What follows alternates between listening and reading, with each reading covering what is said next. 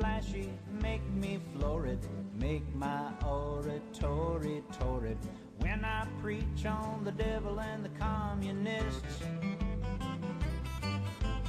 let me pace across the stage like a silk-suited animal in a Catholic family, and while in high school, I had to go through the whole CCD thing, and my mom basically forced me to get confirmed.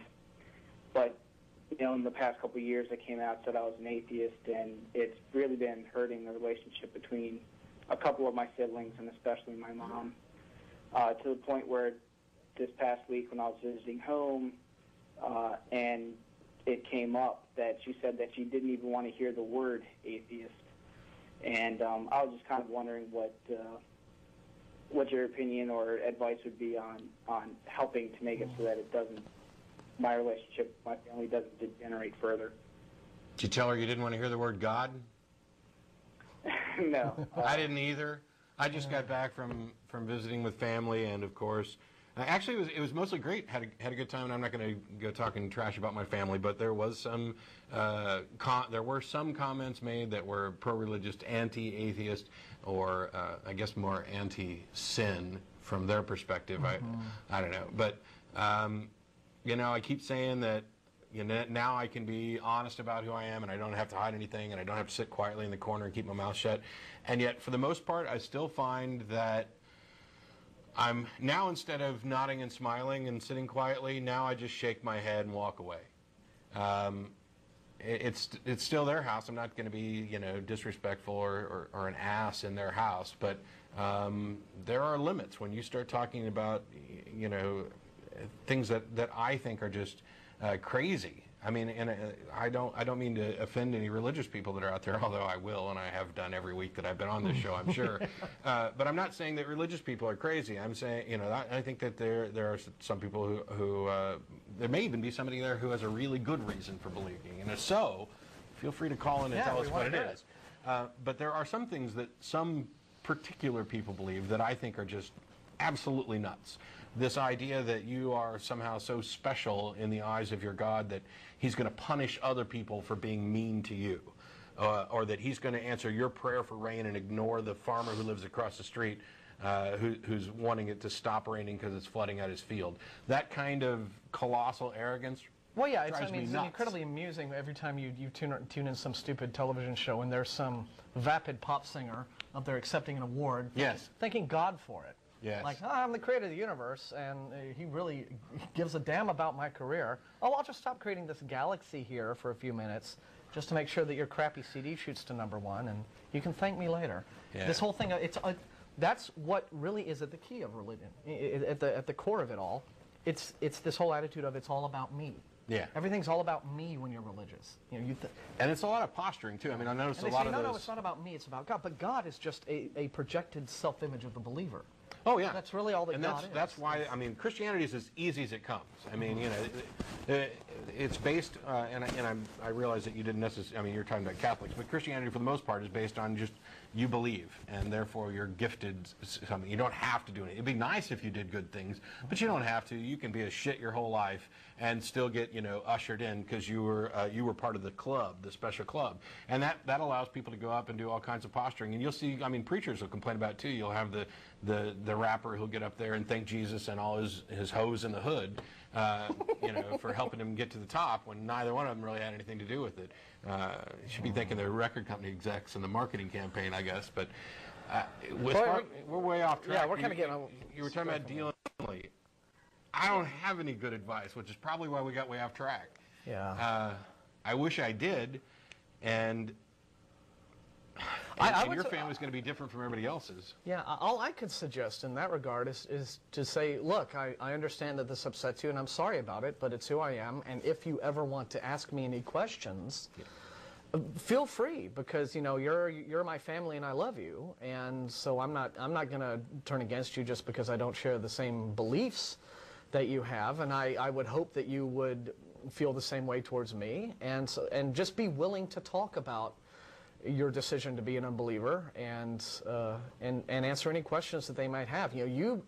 They're being the unreceptive ones, and that's because they have this religious belief that is really, when you get right down to to brass tacks, it's all about kind of fear and insecurity. You don't have that, so you can be the open, magnanimous one, willing to be receptive to the family that right now is kind of scared of you, or scared of what they think you've become. Once they realize that you're not really any different of a person, you're still the same family member they've always had. You've just decided to jettison religion from your life.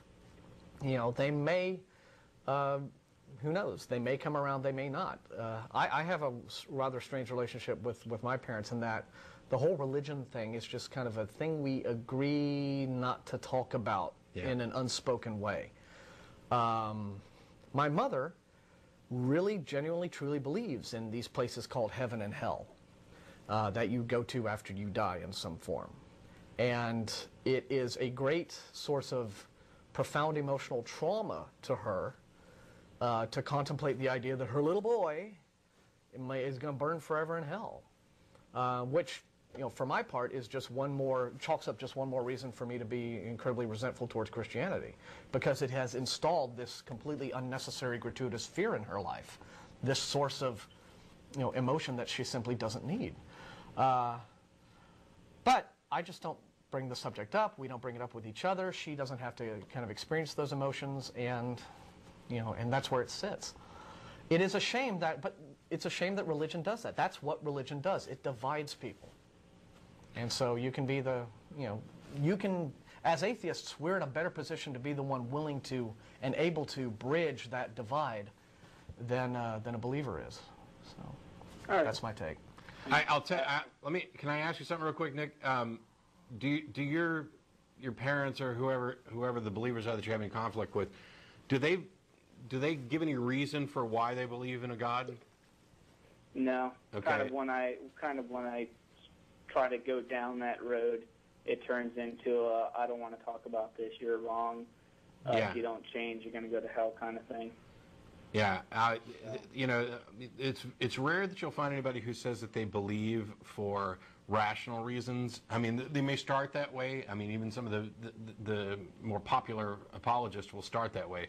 And then when you get them narrowed down, eventually they're backed into a corner where it becomes a faith thing, or it becomes well, I've had experiences and I've felt God's presence in my life, and therefore God has revealed himself to me, and I know that it is true, even if I can't demonstrate it to you. That's where you normally get them to get back to.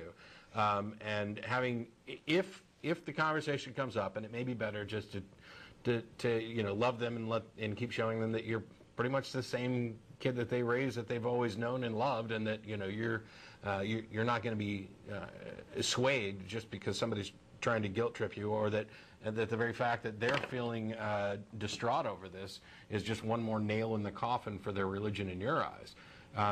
But if you get them to the point where they're willing to say that this is an experiential thing for them, as I was able to do when they were unable to make any headway through the various logical fallacies and versions of Pascal's wager that they threw my way, I basically said, look, you believe that there is a God, and you believe that this God wants me to be saved and go up to heaven. And the reason you believe all this is because God has specifically revealed it to you. You are sure because you've had some experience. Then the best thing you could ever do is stop preaching at me and stop arguing with me over silly things and logical fallacies, and start praying that your God would reveal himself to me. Because if it ever happens, it's not like I'm going to go, oh, you don't exist. I might say, oh, you're an ass and you've got some explaining to do, and I'm not going to worship you. That's a separate question. Belief and whether or not you're going to, you know, become a follower they're two different issues.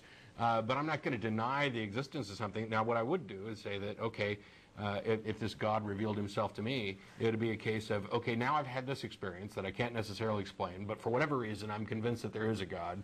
I may not be a fan of his, but I can't prove it to anybody else, and I couldn't possibly expect anybody else to believe as well until they've had a similar experience. I mean, I'm not sure I can come up with a good analogy for it, but I mean, if their basis, like many Christians when backed into that faith corner, is that they've had experience that they are convinced is a God, then, well, you haven't had that experience. And until you do, they should not expect you to believe as they do. Make me flashy, make me florid, make my oratory